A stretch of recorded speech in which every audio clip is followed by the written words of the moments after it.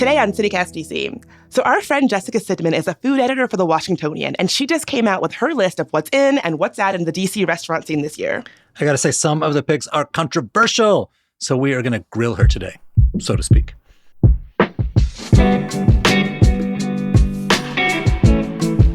Today is Tuesday, January 10th, 2023.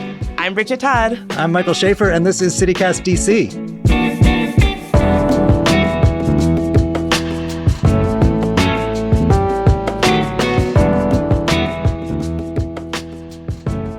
All right, Bridget, I don't know about you, but I have a bad case of Sidmania today because our friend Jessica Sidman is here today to talk about in and out in restaurants in 2023. Jess is the food editor for Washingtonian. Welcome. Thanks for having me. Jessica, you have been writing about food in Washington for as long as I've known you, which is a long time. And you've made up a list for the beginning of the year going forward about what is happening with restaurants. It was a big news year last year. But let's get into this. One of the things I thought in my nerdy DC native way was interesting was you said the Wharf is out and Georgetown is in.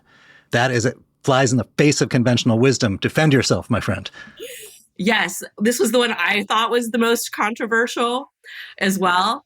When we talk about Georgetown dining in recent years, it's kind of been two things. It's either which celebrity is eating at Cafe Milano or Fiola Mare, or the debate of baked and wired versus Georgetown cupcake. Obviously, baked and wired better. But, there hasn't been a lot of excitement in Georgetown with a few exceptions. But looking at the list of what's in store for 2023 and just some recent openings in the last couple years, there's some action happening in Georgetown. I'd say probably the splashiest opening coming is a second Steven Starr restaurant with California celebrity chef Nancy Silverton.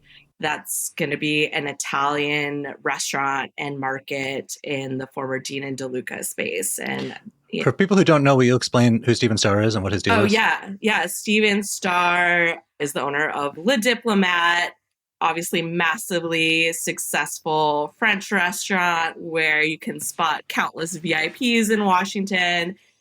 He's originally from Philly, has tons of restaurants there, but also in New York. Just kind of a hit maker all around. Seems like whatever he does turns to gold. And I assume this will be no exception. So what else is coming to Georgetown? Another recent, more local kind of exciting opening is Yellow Cafe from Michael Rafidi, who's a local talent. He has a Middle Eastern Mediterranean Levantine restaurant in Navy Yard called Albi. I think it's one of the hottest restaurants to open in the last few years. And he's really a chef to watch. So the fact that he just opened in Georgetown, I think says a lot. And as for the Wharf, the Wharf, I do feel a little bad saying that the Wharf is out because there is actually a lot happening at the Wharf. I forget the exact number that's happening in phase 2, more than a dozen new restaurants coming. But to me, a lot of them are out-of-town concepts, replicates from elsewhere that are just migrating here. So it doesn't feel as exciting. A lot of it's really expensive. I just feel like the energy, I want to go eat in Georgetown. I never thought I'd say that. So the conventional wisdom for years has been Georgetown is full of like tourists and very old people, and it is not a place where like creative and exciting food stuff happens. What has changed? Well, okay, I've been talking to some real estate folks about this, and I think there was kind of a clean slate that happened a bit with the pandemic. You had rents really going through the roof in Georgetown leading up to the pandemic. Everything was a big chain. Things were rarely open. And when they were really expensive. But the pandemic shut down a lot of places. And suddenly there was this opportunity to kind of rethink the character of Georgetown a little bit. And some of the rents did become more moderate. Some of the landlords were thinking, what can we bring in that will add a little more characters, not just another replicate from out of town? I was a little skeptical of you saying that Georgetown was in, but I took my parents to Blues Alley, which is in Georgetown around Christmas time. First of all, it was standing room only. I was really surprised that the crowd was much younger than I was expecting. Like Mike said, I have an association of Georgetown as like the place where you go to dinner with your parents. I was going to dinner with my parents, and I kind of couldn't believe how on a Saturday night, how lively it was for a neighborhood. It definitely seemed like something was different. And as somebody who has taken my parents to Georgetown many a time, it felt different this time around. I am like geeky about urban real estate and development and stuff. And how much is that driving this? That Georgetown was not considered sexy, had the disaster of the pandemic, as everywhere did. Rents came down. At the same time, the Wharf is the hottest place in town, and 14th Street's red hot. And so if you are starting something cool that's not a chain and doesn't have like a big corporation behind you, it's just easier to do it in Georgetown. Yeah, interesting. You mentioned 14th Street, but the same real estate brokers that I've been talking to are saying actually 14th Street is kind of Georgetown now, where the rents have gotten too high there. Local talent really has been priced out, and they're not looking to do deals on 14th Street as much anymore. Jessica, the last time that you and I spoke, we were talking about the 22% service charge in DC. I know you've done a ton of reporting on this since Initiative 82 passed in November, and we're going to be seeing this gradual phasing out of the tip minimum wage. How are you thinking that restaurants are going to be adjusting to this? Like, what are you seeing? Right. Okay. So on my list, I said out 20% tip in 22% service charge. I think one of the more immediate changes that we're seeing from Initiative 82, and that we were already seeing even before that, was that restaurants were adding on this fee. I mean, Initiative 82 is essentially going to triple the labor costs for restaurants over the next 5 years. And the easiest way to make up for that is a service charge. Yes, they could raise prices or do a number of other things, but restaurateurs actually surprisingly hate the idea of raising prices. And I think psychologically for diners, the sticker shock is too much. So a lot of them are just saying, you know what, we'll add on this service charge and we'll make up the money that way. I will say there is just something about dining where you get that service charge, and there's always the person at the table who's like, whoa, whoa, whoa, wait a minute. What is this service charge? Is this the tip? Like, what is this? How do you think that restaurants are going to be navigating that eventual confusion from folks who have a lot of questions about what this number on their bill is?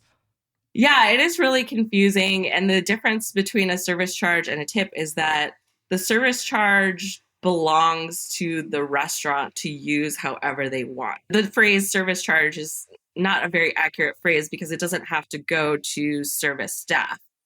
Every restaurant theoretically could be using that money however they want. I think that restaurants would do well to be as explicit and transparent as possible on their menu and their website to explain exactly where that money is going. And if it's going all to staff, let people know. If it's going to front of house staff, to back of house staff, to health insurance. I think diners want to know that information. What I've found is that most people do not tip on top of a 20% service charge, and most restaurants would not expect them to. But there is often a tip line, and if you find the service and experience exceptional, an extra 5 to 10% is appreciated, but totally optional. Well, I wonder, like, what does it mean for servers and where they actually prefer to work or want to work? And could you see there being the service charge and also wage theft going on top of that? Like, how is it impacting servers? I've heard a mix. Part of the argument for Initiative 82 was that this is going to create more economic stability. You know what your paycheck's going to be. There's less opportunity for wage theft because you are always making the minimum wage. You don't have to worry about whatever calculations are happening with the tip credit. But there are other people who've been making far more than the minimum wage to begin with, $30, $40 an hour, who think the system is unnecessary, that this actually limits their earning potential.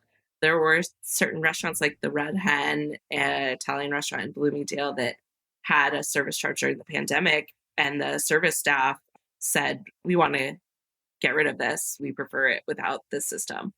I don't know what they're going to, this was before Initiative 82, so I don't know if they're going to bring it back. So there are mixed feelings on this.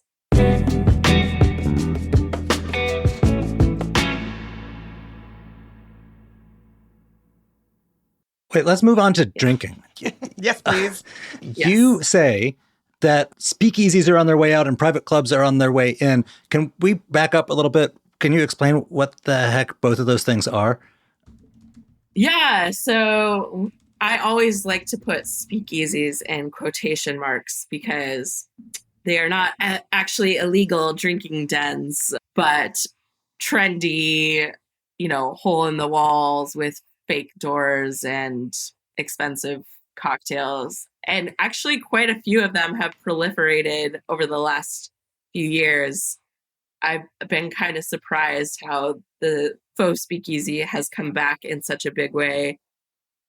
I personally am not the hugest fan. I think it's kind of pretentious, especially when there's a secret password or, something like that. But I guess you could argue private club is even more pretentious. But there are a number of people who are doing kind of membership only concepts in the coming year. So I think that's something to watch and something that we haven't seen. And it's not all, some is on the high end, but some is more affordable too. So in both cases, though, the common denominator is like this, the appeal is like the scarcity and the exclusivity, that like, hey, I know about this place that doesn't advertise and you have to give a knock on a secret door or whatever. Or I am a member of this place that like regular people can't go into. And, in both cases, that's a bit of a gross tendency on people's part. But what's the interest in it on the part of people who actually operate restaurants and bars? Tell me how these private clubs work and why people are starting them. I think maybe part of it is a consistent revenue, actually. And I think also people do want to be the one in the know. They want to have their spot. And this is one way to do that. This is one avenue for that. Wait, so speaking of drinking, I'm taking a little bit of a personal issue with this. You say that the espresso martini is out. I just had my first espresso martini maybe 5 months ago. I thought I was so trendy. Like all the girlies on TikTok are drinking these. I was like, wow, look at me being hip. You say they're on their way out. Explain yourself. I mean, I like an espresso martini from time to time. There are some good ones, but the trend has gone too far. They're everywhere now. Like, it's not, as a drink, a great cocktail overall. Like, some people do it well, but it's not a great cocktail. But now people are just doing it for the sake of doing it. And there's a lot of not so great variations. And I'm just ready for the next trend. Let's move on. What do you think is next? Ooh, on the cocktail front, that is a good question. I think we're going to continue to see more kind of esoteric spirits. There are a lot of really interesting Latin and South American spirits that you're seeing bartenders take advantage of.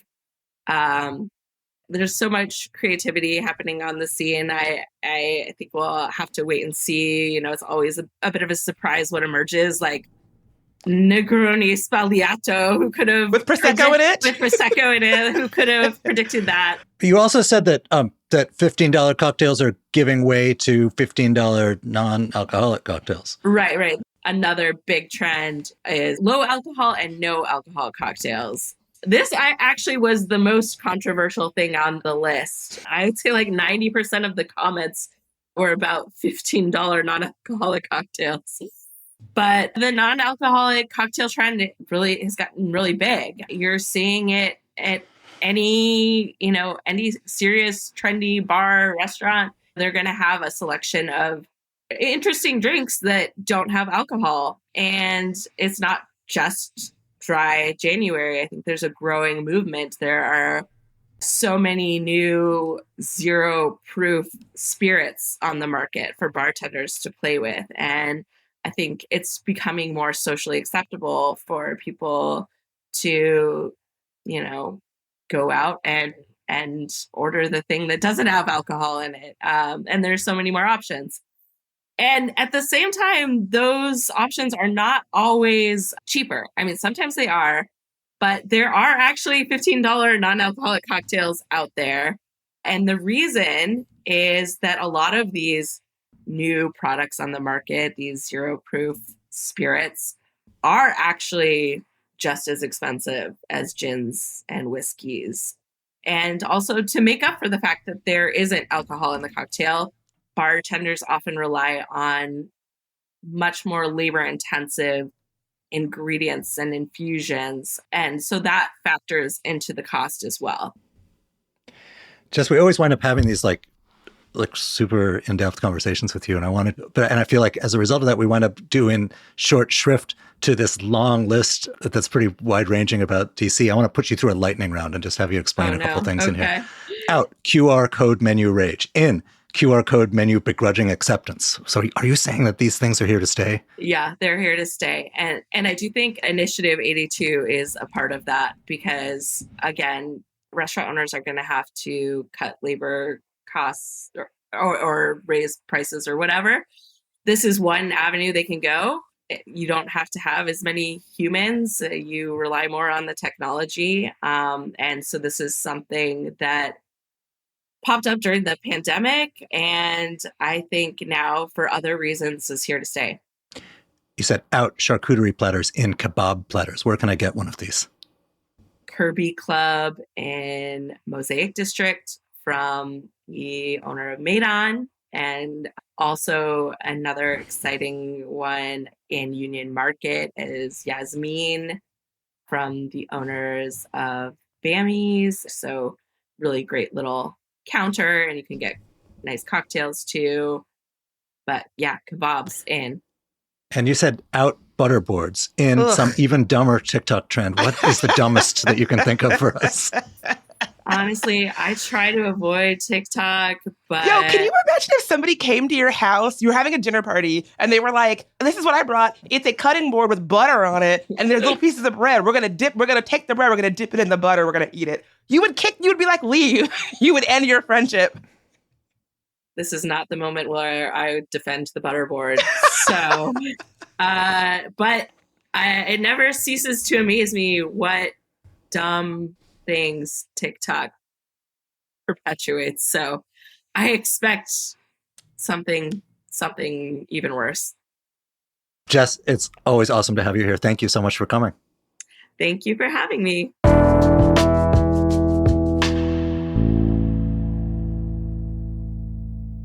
And before you go, here's some quick news. 100% of Arlington County's government is now powered by renewable energy.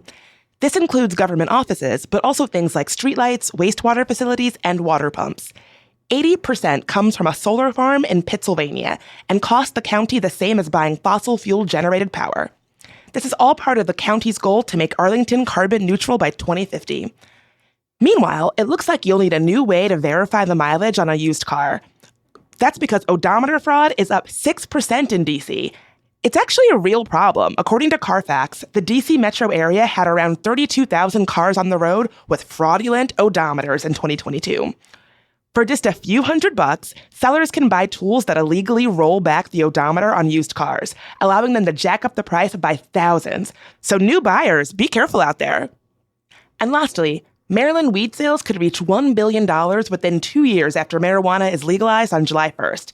That's according to a cannabis data consulting firm. But remember, only adults 21 and up will be able to legally buy weed.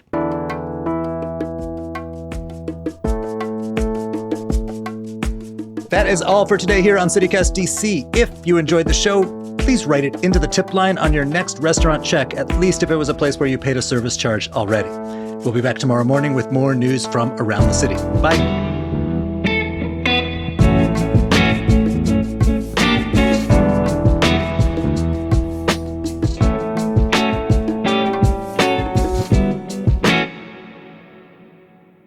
I'm so excited for Sid Mania. Mike is the only person to ever give me a nickname, by the way. That's the only nickname I've ever had. Did it stick? Just with him, I think. Well, we'll see. The We'll best see. kind of nickname. Now that it's on the podcast, we'll see.